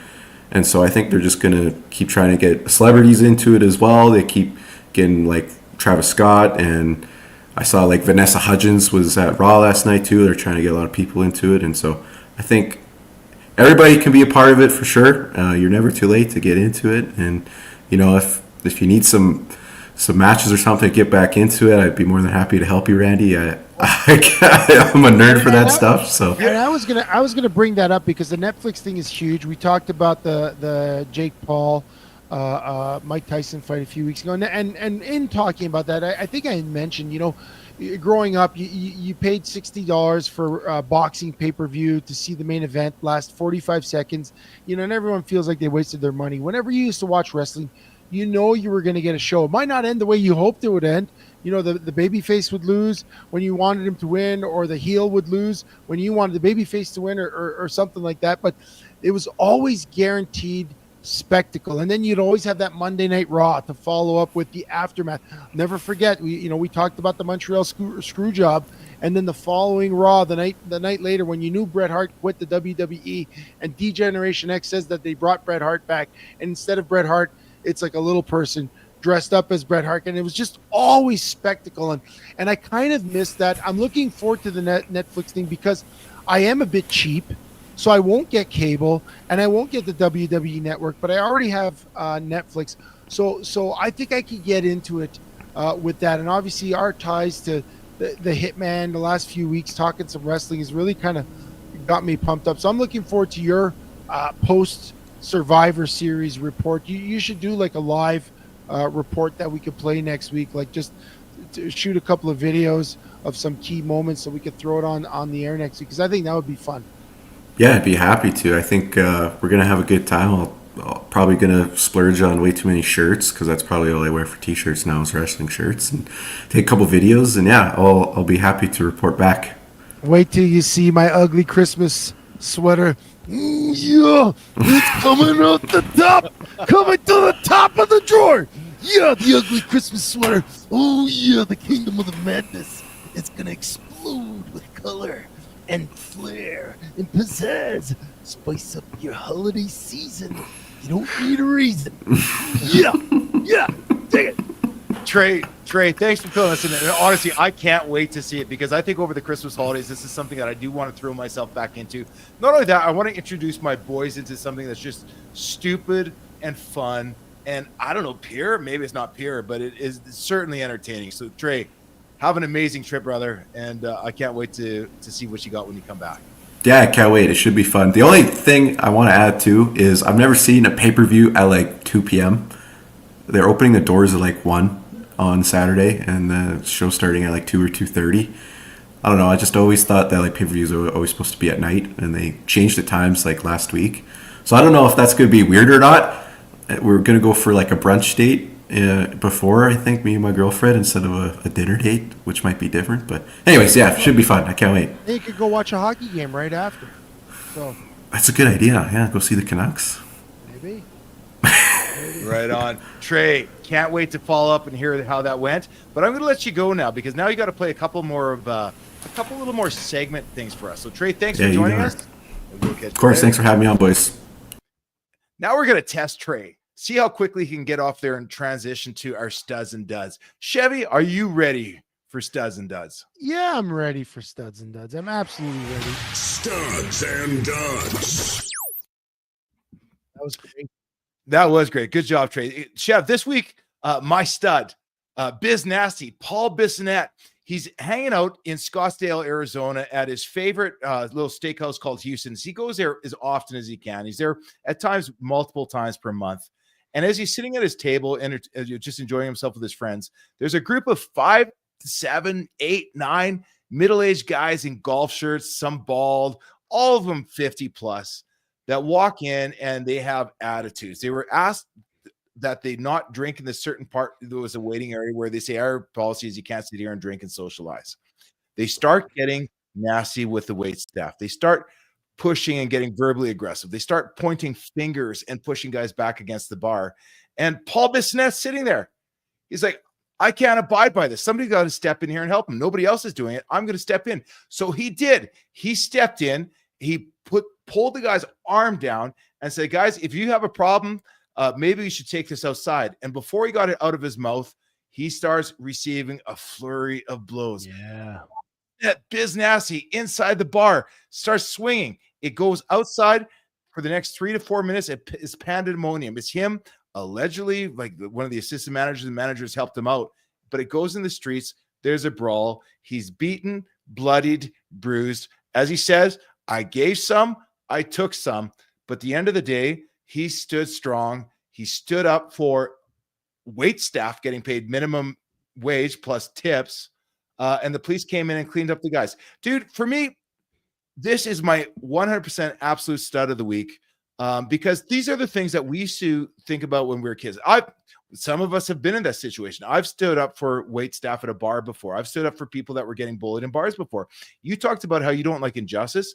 I don't like groups teaming up on individuals. Yeah. There's something about that really bothered me. And I haven't been in a fight for years, but I do remember my last one was in Regina, and it felt good to stand up for it. Different time and age. He came out and gave a play-by-play, blow-by-blow. Just Google it, folks. You're going to see him talk about it on his podcast, I'm sure. And he's got some other shorts out there. But I actually felt really good to know that there's still people that are willing to put themselves in harm's way, even though the odds are against them, to make sure that those men and women working in a restaurant being harassed and assaulted are going to walk out of there okay. Yeah, and I think it's great for those people to know that there's people willing to step up for them, because servers, they're not making a ton of money. They're working for tips, and there's no excuse to act like a fool when you go to a bar and act like an idiot. And I've been there.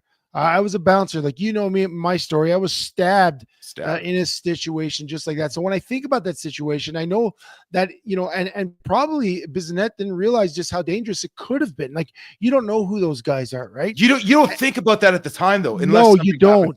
You really don't, right? Like, I think what happens is you see it, you see red because of the injustice, and you know that you're the one that has to step in there. But it could have ended badly when the guy runs back to his truck.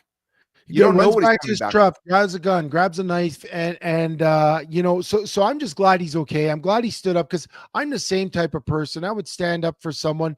It sure is a dangerous day and age out there where you don't know what's coming your way when you step in. But it is sure nice, and you hope that when one person steps in, more people step in to do the right thing. But yeah, definitely. That was an Old West type of brawl. I do like, if you go online and you find the clip, the one thing he mentioned, he said, the guy that threw that first punch in the bar, at one point he beelined it towards me, and I got up and I cold clocked him and dropped him cold. He's like, you know what? I took a few, like you said, he took a couple of kicks to the head and the neck, but he got the one shot on the guy that needed it the most. And sometimes that's all that matters. The police charged a bunch of them. He said it. He said he would drop all charges against those guys if he could go behind a shed right now and go one-on-one versus each one of those guys.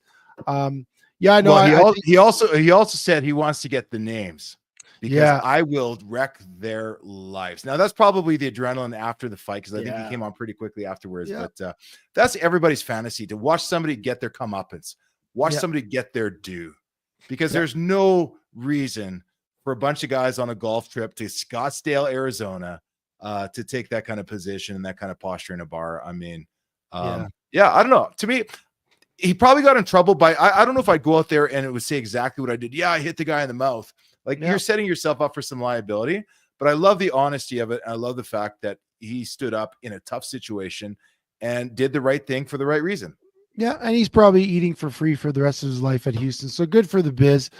He stood up for the little guy. I think many of us would, do that. I know I've been in that situation several times and I've had to. Like I said, I only got stabbed once, but it hasn't prevented me from standing up for the little guy again. But we'll move on. My stud of the week is Second Cup Coffee Corporation. This week, I talked earlier about just how upset I was about Justin Trudeau and his lack of leadership and what's going on in the country now, especially in the wake of these protests. Whatever side you believe in, war is going to be ugly. War is going to be ugly. It's going to be nasty. But what's going on in Canada right now with protesters burning Canadian flags, shouting death to Canada, all kinds of mayhem. And again, I was not someone that was pro trucker convoy a few years ago. I just kind of, I think that was something that didn't need to happen because whatever my reasons were. But that being said, we declared a state of emergency in that situation. We got people protesting all over Canada, literally threatening people's lives, whether you figure it's literal or figurative. It's an ideology that's anti-Canada, what's going on right now. And one person in one of those protests, I can't even remember. I know her name is out there somewhere, but basically she got caught on camera doing the Heil Hitler salute. She got talking about the final solution for Jewish people. And like I said, this is not a statement final on the conflict. Yeah, this is a statement on people being terrible human beings. And this lady was a terrible human being. And it just so happened that she owned a Second Cup franchise, I believe 2 of them, in the Montreal Jewish General Hospital. Yeah.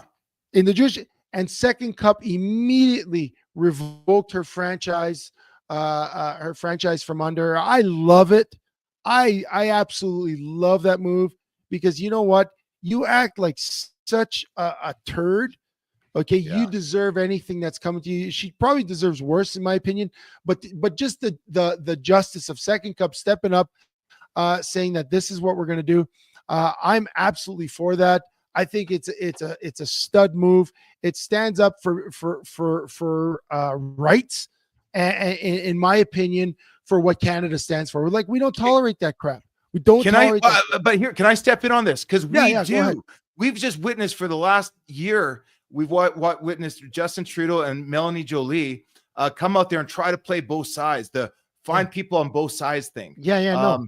And they would not take a stand. And that's what brewed this. I look at a corporation like Second Cup, and they're only going to lose in this situation in terms of, because there's probably other franchise owners that feel the same way. There's probably a lot of patrons in Toronto and Montreal and your large inner cities that feel the same way. They came out and made an immediate statement, took an immediate stance on it. And for me, that was refreshing.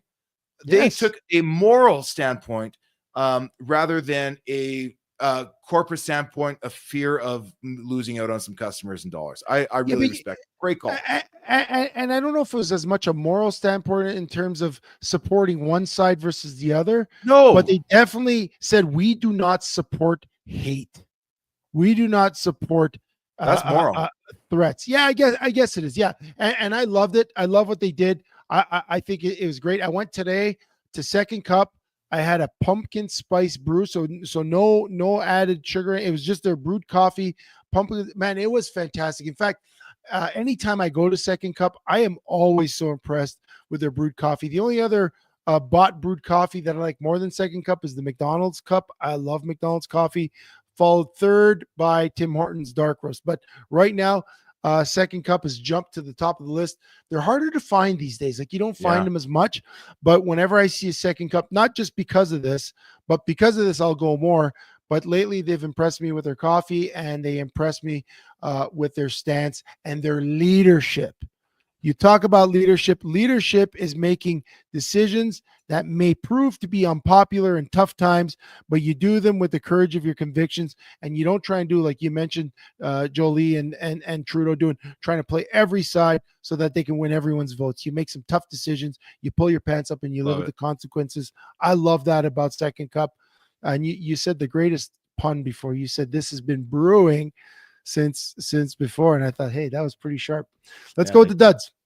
Oh, my dad, Chev, this one's been bugging me for a while, but this is the first time I have some tangible evidence behind it. Bike lanes, Chevy. I can't stand bike lanes. I used to work downtown. Now I drive downtown, and it's always confusing. I'm taking weird rights and lefts and looking out for people. The good news is there's almost never anybody driving in a bike lane in Calgary. However, this weekend in Toronto, the Utah Hockey Club was visiting the Toronto Maple Leafs and making the trip from the hotel to the arena, Scotiabank Arena. It's all timed out. You're going to get there so you have time to relax, change, get some tape on, and go to your first meeting. Well, their first meeting was at 5:15, but traffic in Toronto was so bad, Chev, it was so gridlocked that at one point they had to actually make the decision to say, guys, we're not making it to the game tonight. We got to get out of this bus and we're going to walk it. So the entire Utah Hockey Club got out, walked it to the building. Now, was it all about bike lanes? No, it wasn't. There was a Santa Claus parade earlier in the day, but Doug Ford came out the next day promoting his new bill, saying that no longer in Ontario can you shut down a driving lane for a bike lane without getting the provincial approval first. I know it's not popular. I know a lot of you guys like to bike around town too. Bikes are great, but if you take away car lanes and you leave congestion, so cars are sitting there idling in peak hours of the day, loss of production, salesmen are late making their meetings and deliveries. Guys, bike lanes are out of control. I think these are one of those things we have to rethink. Yeah, there's a place for them, but once you start holding up NHL hockey games, you got to rethink. Yeah. Well, I'm with you in a sense, and it's funny because I'm a city employee, so I can't say too much because our city encourages bike lanes, and I don't want to get fired. But I will say I came back from Red Deer the other day, and I thought it snowed a lot in Red Deer until I showed up here. Holy crap, we got a lot of snow! And when I pulled into Silver Springs, the neighborhood where I live, you go on any side street. I mean, it's like Snowmageddon. If you don't have winter tires, which I have mine now after my accident a few weeks ago, if you don't have winter tires, you are not getting through. Yet when I pulled down the street, down the main strip of Silver Springs Boulevard, they installed a bike lane a couple of years ago. Well, that thing is cleaner than my beard right now. And I'm like, holy, and again, I get it, but I was talking with my girlfriend today, biking in the winter is a luxury. It's for the haves. It's not on every person's thing. It's not like we live in Norway where everyone has a pair of skis and goes skiing home. And I think that might be a stereotype where they go skating. Did you say everybody in Norway goes skiing home from work? Is that what I just heard? I think so. That might be a bit of a stereotype. Bit of a stereotype. But what I'm saying is to have a bike that operates in the winter, even on a cleared bike lane in the middle of winter, you have to have a bike that has a significant amount of upgrades on it. And people aren't putting that type of money into a winter bike unless they have money. Now, I have a lot of firefighter buddies that they are outdoorsmen. Like firefighters are notoriously outdoorsmen. In the summer, they're mountain bikers, rock climbers, hikers, you name it. And in the winter, they ride their fat tire bikes to work. And I get it. There's people that pursue that as a hobby. But that would be like shutting down the skies to air traffic so that the drone pilots can be allowed to do their droning in the winter. Like, you don't do that, right? And so for me, I'm okay with bike lanes in the summer, but if you're going to pay a guy $50 an hour, his union fee, to drive in a little tractor down a path from the top of Nose Hill all the way down to the Bow River where you can join into the bike paths and probably shovel all the bike paths along the river, you could pay that guy $50 to get it into a Caterpillar and clear the small roads, so the fire trucks can get through, the cars without snow tires can get through, and even the buses can get through. That's kind of an opinion of mine. But biking in the winter is a luxury in the city, and I think it's crazy too because even in the summertime, there's not that many bikes downtown. Like, I agree that bikes are important, and I think there should be room for it. But let's face it, even downtown, you've got, from this block to this block, there's 37 vehicles driving, and you might see 0.6 bikes. Every couple of blocks, you might see one. Some days you see less. And so I think we just got to get back to common sense. If we could rebuild our city from scratch, Chev, so that you had an extra 9 feet to put a bike lane, great. but to take away bike lanes and to make these poor, underpaid Utah NHL hockey players walk to the stadium on a game night, I think it's just wrong. Yeah, What do and you got? you know what? Well, I was going to say that them walking there in Toronto actually reminded me of 2003 when there's the Great Eastern Blackout, and we had a game on a Thursday night in Toronto, and there was a huge Eastern Seaboard blackout from northern Ontario all the way down into New York, and I remember our team was leaving the hotel to take the bus to the Sky Dome. At the time, it was called the Sky Dome, and the entire world shut down. And I was already in the stadium when it happened, but yeah, same kind of story. Guys had to get out of the bus, walk to the stadium. Now our game was postponed to the Sunday. I think it was a Thursday we were supposed to play, and we wind up playing on the Sunday, and we were all stuck in Toronto for a few days. But yeah, I've been there and done that too, where you're stuck in Toronto and you have to get off the bus and walk. And I guess Utah guys got a taste of the big city and the bike lanes. My dud of the week is going to be Baker Mayfield's dad and brother, basically defrauding the guy of $12 million. And he's suing his dad and his brother's investment firm. Now, I might have a brother that owes me $20, but $12 million, holy crap. We've seen celebrities get taken by their family members before. Everyone talks about Britney Spears, and you talk about some of the other celebrities. Macaulay Culkin got taken by his folks, I believe, back in the day. But geez, this is a guy that's currently playing the NFL. We see him every Sunday. It's like, how can this happen? And it's like, how can this happen? And how can a family stoop so low to defraud their own brother, who's the one making all the money? It's ridiculous. Yeah, and that's the entitlement. I read a little bit on that. Like, I don't know the whole story, to be honest with you, but I saw something about where they started up. His problem was they started up a company, like a management company that was funneling the money out that he didn't have a share in. So it was legitimately taking his proceeds and transferring it to themselves without him being a part of the number company. Yeah, that's a weird one to me. Like, that really is. I could see, okay, you know what? It goes down the family. Everybody partakes in a portion of it, but to see it actually get to the point where a player has to sue, and it's going public. If it's going public, that there's a problem there. And I hope they figure it out. I hope there's a more innocent explanation for this. I don't know. It's a bad look. Yeah, bad look. And just to clarify, because on a ribbon on the bottom, it says my dud is Baker Mayfield suing his family. No, I think he has to do that. The dud is his family. Like, if you don't have family, what do you have in this world? And that's going to be a tough thing. And I wonder how this could affect his play going forward, right? Like, he seems to be a really cool cat. Like, I don't know if you watch any Baker Mayfield highlights, but he's a fun guy to watch. Chev, let me ask you, who'd you play for when you played? Those early days. What do you mean? You played so you could share it with your family. Yeah. Right? Like the success, like everything behind it. Your mom's in the stands, your dad, your brother. They're the ones you're calling, you're texting after the games, right? So yeah, this is, I don't know, $12 million. That's that's sad. That's a lot of money. And Baker Mayfield, he's on a career resurgence in Tampa, from his days in Cleveland, where people thought, he was the issue. And again, he leaves and Cleveland's more of the same. He goes to Carolina, had some success there, but they went away from him. He goes to LA, has a great season in LA in relief of Matt Stafford, signs with Tampa after Tom leaves, and had 2 really good seasons. I mean, they were contenders in the playoffs last year until they met the Detroit Lions. And this year, people know who they are, but man, he's still playing some great football. Threw a huge block this weekend for his running back. I like his story. I think he's a guy that has fun out on the field. He's kind of everything everyone expected Johnny Manziel to be, but more consistent and had more in the game. So yeah, do you know what this sounds like to me, Chev? What's that? Because we're talking about transitions, bringing things back again. He sounds like his family are a bunch of Biden and Trudeau supporters that are just in everybody else's pockets and feel entitled. How about that? Bring it full circle, right to where we started. Bring it full circle. Well, to bring it full circle, we probably have to recite another poem. I don't have any.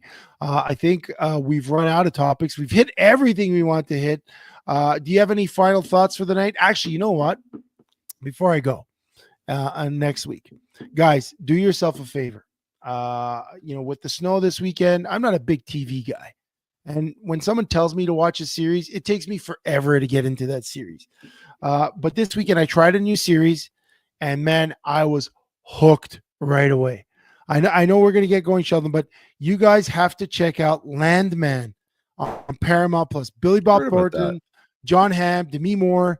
Man, what a show. It's literally about the oil and gas industry. So if you have any connection to Alberta and want, again, I don't work in the oil and gas industry. So for me, it is a bit mysterious that this huge engine and machine that runs, my province, I don't know much about. So this show, I do have some friends that work in the oil and gas industry, and they love it. Do they show, like, does it get right down on the rig sites and the workers and all that stuff? Oh yeah, yeah. So it does do that, yeah. Oh so yeah, no, I might check that out. I used to work on the rigs. Right out of college when I was trying to break into CFL, I spent a couple of winters working on the rigs, and I'll tell you, it's a different animal, man. They do, and they show that. They show a lot of that. And so it's produced by is it Terry Sheridan? The same Tracy Sheridan. That produces like Yellowstone. Yeah. That produces Yellowstone and very Yellowstone-esque opening scene, but even better. Like, everything happens faster, less characters to worry about, so less time that I had to develop the story. Taylor Sheridan, and that was it. You're right into it right away. The opening scene kicks off like he's a landman, so he's got to take care of the land. He's got to take care of the drilling crews. He's got to negotiate the contracts, and literally the opening scene starts with the landman with a bag over his head negotiating mineral surface rights with the cartels. Okay, that's not exactly how it went in my experience in Alberta, but. What an amazing story. And I'll tell you what, I see a couple of guys respond to this. I think we're going to get some guys following Landman. I think this might even be worth me re-upping my Paramount, which I parked when Yellowstone and everything shut down for a while with the writer strikes, all that stuff. I just haven't brought it back again. So I think this week I will bring Paramount back. Guys, you do the same thing. Next week, I'm going to check out Landman, and maybe we'll devote a segment to what's going on in the oil patch in that show. So we'll see how real it is anyway. You know what? Maybe like some people have a book club. Like, I don't like to read as much, but I'll watch a show, and maybe we can all just kind of join together on a show and see what we think about it. So yeah, let's do Landman. Watch a couple of episodes. I think there's 3 that have been released. Maybe a 4th one might come out this week, but check it out. Tell me if I'm crazy or tell me if you love it. But Billy Bob Thornton, man, I'm not a big fan of his, but he is so good in the show. And the one-liners, man, it's got something for everyone. That's all I'll tell you. And especially for our type of show, a dude show, I love it. Amazing. A little bit of everything. Guys, I'll tell you what, we're running late as we always do. So maybe we're actually early this time, but just want to thank you guys for all that stuck out with us for the entire show. Thanks so much for joining us every week. Chevy and I really appreciate it. If you guys have any thoughts, comments, guys, feel free to share it onto our socials. Ideas for the show, interview ideas. Let us know, and we're going to do our best to make that stuff happen for you. But one last time, guys, thanks again for joining us on this late Tuesday night. Thanks for joining us on The Ride.